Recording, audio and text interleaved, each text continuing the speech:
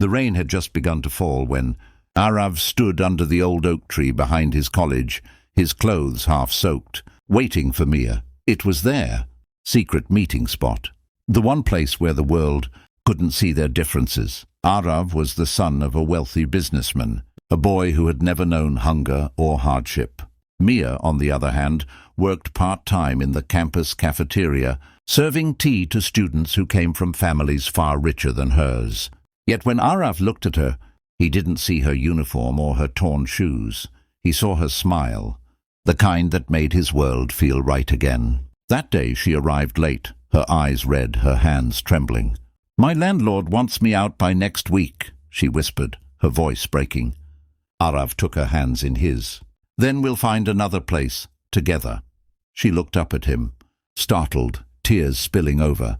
"You don't understand. Arav, your father, he'll never let you be with someone like me." Arav smiled softly. "Then he'll have to learn to live with disappointment." That night his father found out. Mr. Khanna was a man of control and legacy, his empire built on strict discipline and perfect obedience.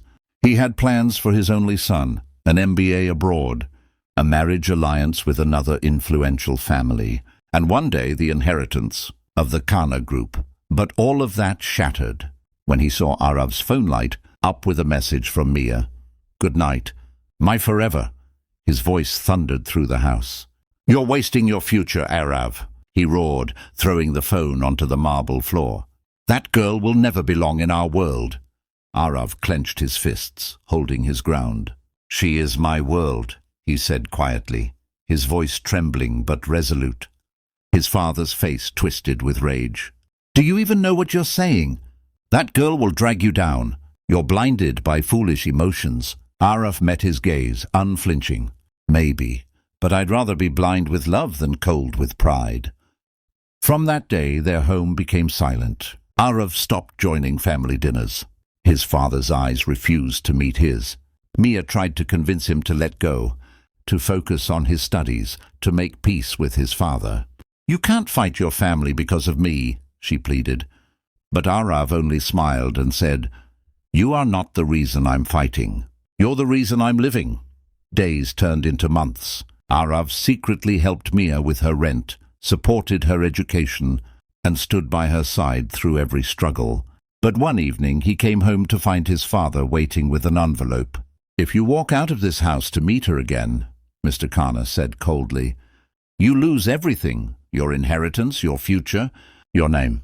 Arav's hands trembled as he opened the envelope. Inside was his scholarship letter, the dream he had worked for years to achieve. He looked at it, then at his father. "If this is the cost of love, I'll pay it," he whispered. Leaving the letter on the table, he walked out of the mansion with nothing but his phone, and the conviction that love was worth more than gold. Mia was shocked when he told her what had happened. "You shouldn't have done that," she cried, her eyes wide. "You've lost everything because of me." Arav took her face in his hands. "I didn't lose anything. I chose something worth keeping." For months they lived in a small rented apartment, surviving on part-time jobs. Arav worked at a delivery service during the day and tutored kids in the evening. Life was hard, but love made it bearable. Every morning they shared one cup of tea, smiling like they owned the world. Still, sometimes, when he looked at her sleeping peacefully beside him, he wondered if he had made a mistake. Not because he didn't love her, but because he couldn't give her the life she deserved. But Mia never complained. She believed in him even when the world didn't. And when he doubted himself, she would whisper, "You gave me love when I had nothing. That's more than enough." One afternoon, months later, Arav received a call from an old professor who admired his dedication. "I'm starting a new startup incubator," the professor said. "I need someone like you, passionate, bold, and unafraid to take risks." Arav's heart raced. This was his second chance. He worked night and day, pouring his soul into the project. Mia stood by him, cheering him on, even taking extra shifts so he could focus. Their tiny apartment turned into an office, filled with whiteboards, papers, and dreams. Then one day, the project won a national award for innovation. Arav's name flashed across news channels, And when the world applauded, Mia's eyes filled with tears of pride. "You did it," she said. Arav shook his head and whispered, "We did it." But as fame returned, so did the shadow of his father, Mr. Kana watched the news in silence. His son's name, the boy he thought had thrown his life away, was now being praised nationwide as a visionary entrepreneur. He felt something unfamiliar, pride mixed with guilt. The same hands that had once pointed at his son in anger now trembled as they held the newspaper. "He did it. Without me," he murmured. Days later, Arav received an invitation to a business conference, the same one his father was attending as a chief guest.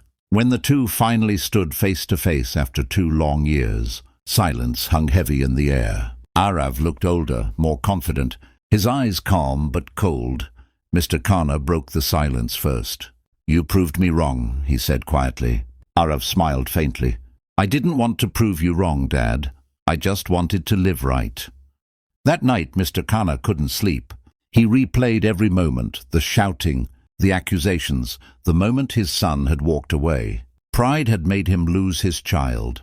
The next morning, he showed up at Arav's small office unannounced. The staff froze.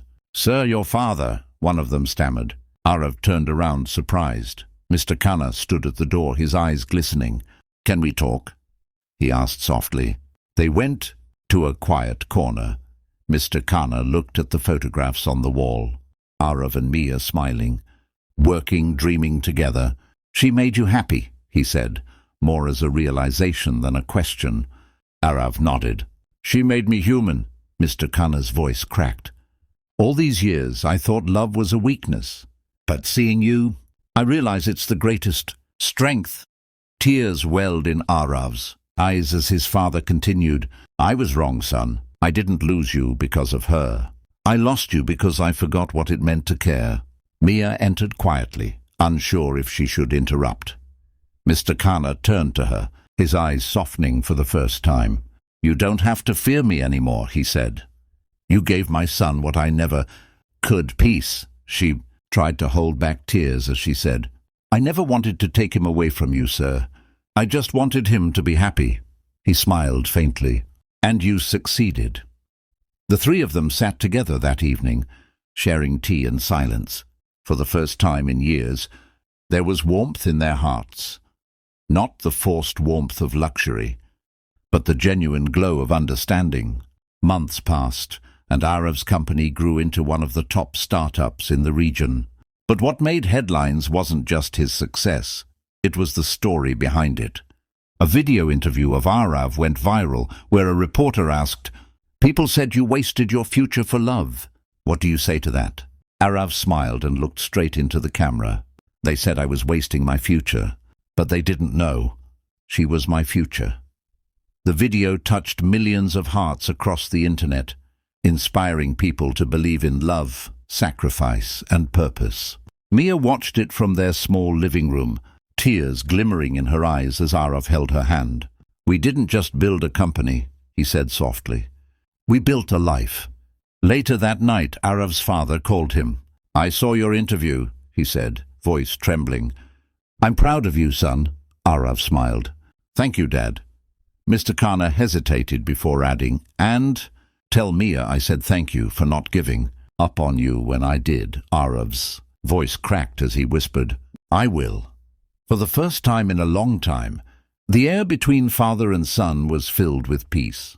As the camera fades, Arav and Mia stand on their office rooftop watching the sunset. The city glows beneath them, a symbol of everything they fought for. Arav turns to the camera and says, "Sometimes the world will tell you what you should become, who you should love, and how you should live. But if your heart knows where it belongs, don't let fear steal your destiny. Because love, true love, doesn't destroy your future. It defines it."